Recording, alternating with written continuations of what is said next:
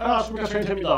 허경영 수사경찰청 부산행 충격 전말. 네, 이제 이 많은 피해자들이, 허경영 피해자들은요 상당히 많은 고통을 갖고 있는 분들입니다. 네, 뭐 가족이 파탄나기도 하고요. 네, 이 자녀하고 관계도 무너지기도 하고, 부부끼리 이 관계도 무너지는 이런 아픔을 겪은 분들이에요. 그리고 돈 없고 힘없고 빼없고 춥고 배고프고 늙고 병든 분들이 많이 있습니다.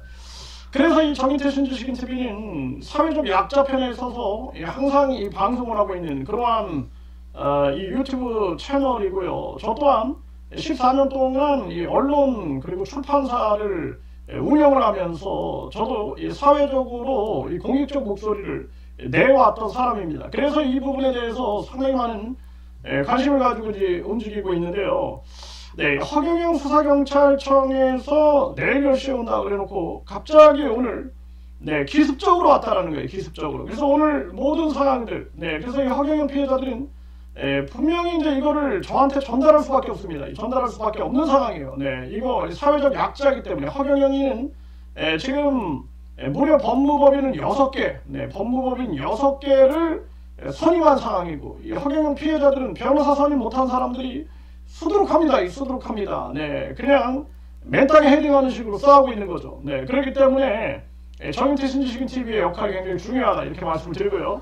전말을 좀 설명을 드리겠습니다. 오늘 제보가 왔어요. 근데 내일 10시에 온다고 그래놓고 오늘 기습적으로 왔다라는 거예요. 기습적으로 와서 연락도 없이 이게 막 그냥 갑자기 그냥 뭐 들이닥치니까 연락이 오고 막 이러니까 깜짝 놀랐다라는 겁니다.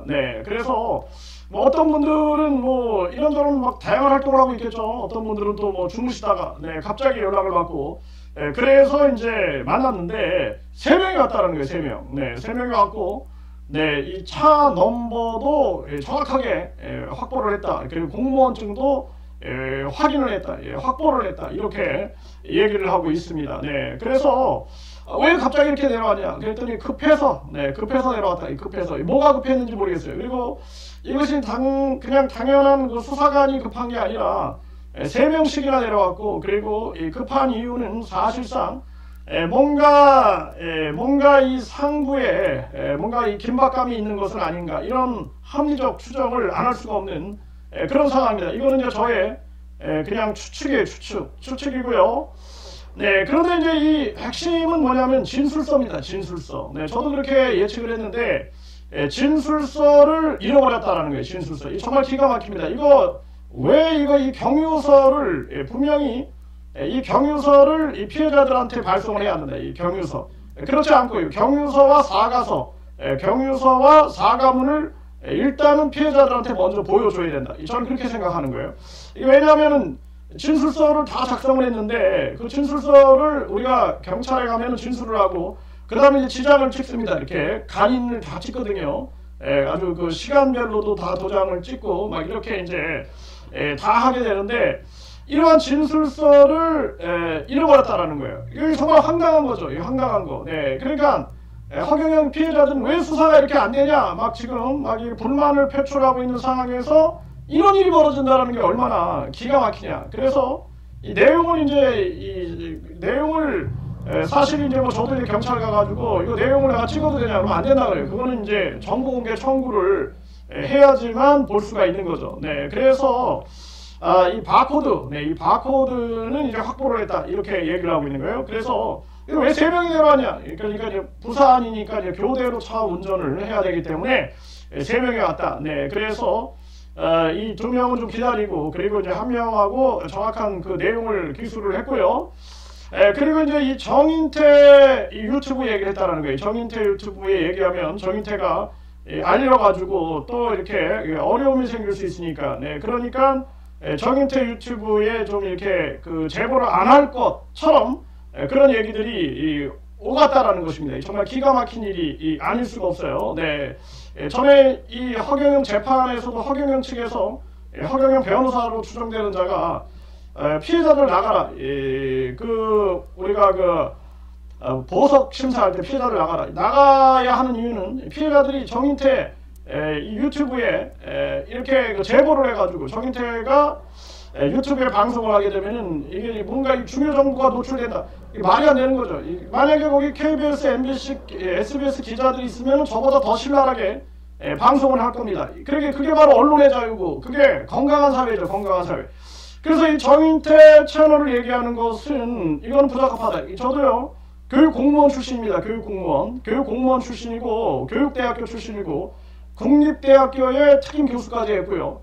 그리고 많은 대학에서 나는 강의를 했고 여러 대학에서 나는 그 직책을 가지고 있었고 뿐만 아니라 내가 언론사랑 출판사를 14년 이상 운영을 했고요. 네, 출판사는 더 오래 한 20년 정도 넘게 그렇게 운영을 했던 사람이고 언론 출판에 저도 이 기여를 해왔던 사람이고요. 그리고 뿐만 아니라 대통령 자문원법 기간에 자문위원을 한 2번 했어요. 2번. 임기가 2년인데 4년 동안 해본 사람이다. 그렇기 때문에 또 KBS, MBC, SBS, CBS, EBS 등에 전 수시로 출연했던 사람입니다. 수시로. 네, 그래서 1시간 동안 토론 방송에도 나가고 또 초대석 1시간 초대석에도 나간 그런 사람이기 때문에 내가 사회적 책임을 가지고 있어요. 네, 그렇기 때문에 정인태가 무슨 문제를 유발시키는 것처럼 얘기를 하면 안 된다. 저는 그거 분명하게 말하고요.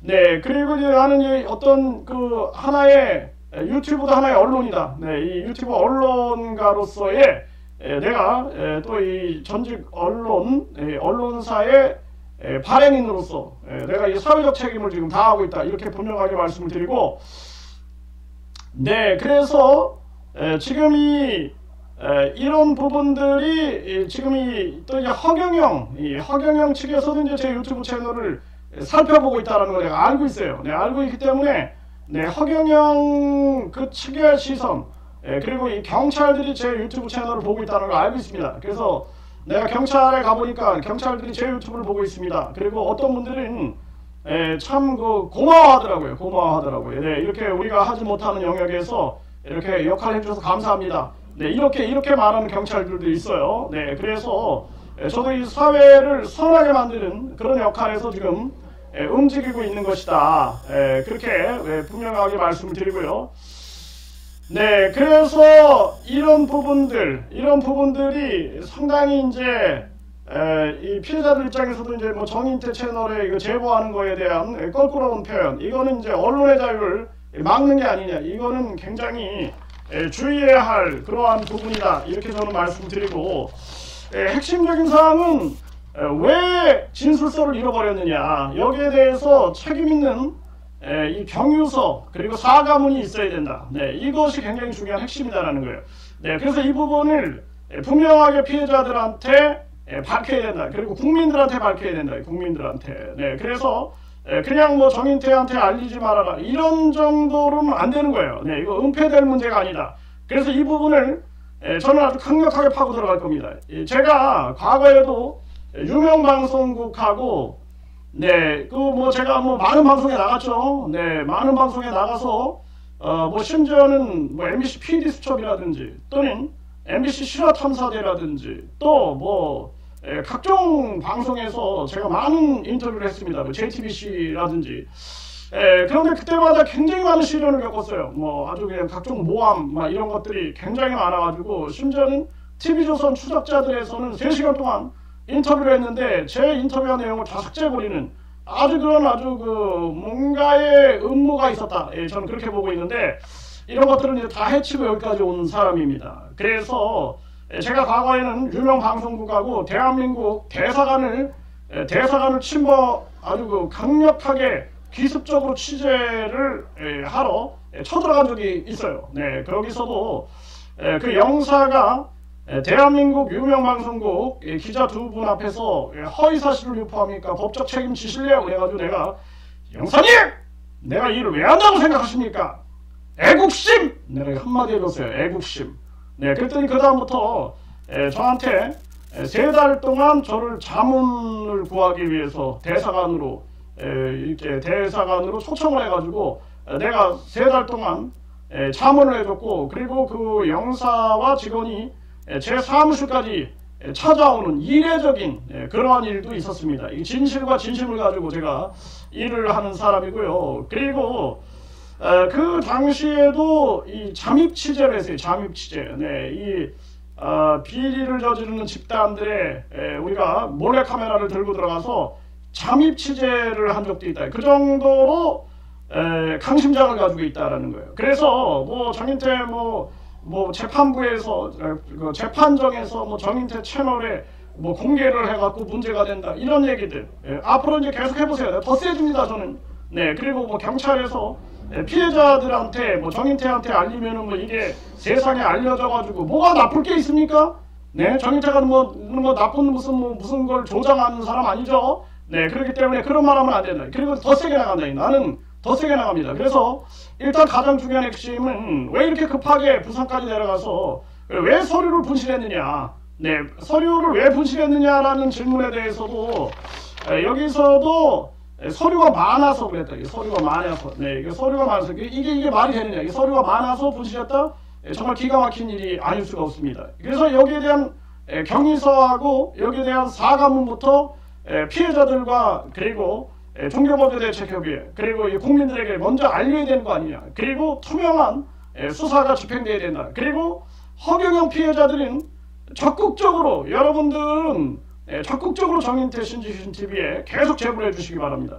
지금 많은 분들이 계속 제보해 주고 있어요. 그리고 그 전에는 정인태 교수님이 뭐 돌아다니면서 여성들을 막 성추행을 하고 그리고 여자들을 허경영 피해 여성들을 막 협박하고 다닌다 이런 소문이 있었다라는 거예요. 그 자들 내가 다 고소합니다. 다 고소. 그렇게 헛소문 퍼뜨리는 자들 싹 다 고소해서 법적 조치합니다. 그래서 요즘에 많은 분들이 죄송합니다. 교수님을 오해했습니다. 그런 분이 아닌데 끝까지 허경영하고 싸우는 거 보면서 교수님이 진실을 가지고 있는 분이라는 것을 알았습니다. 그러면서 계속 제보를 하고 있습니다. 네, 저도 목숨 걸고 싸우는 거예요. 목숨 걸고. 그러니까 여러분들이 그런데 흔들리지 말고 끊임없이 뚝심을 가지고 나가야 된다. 이렇게 말씀을 드립니다.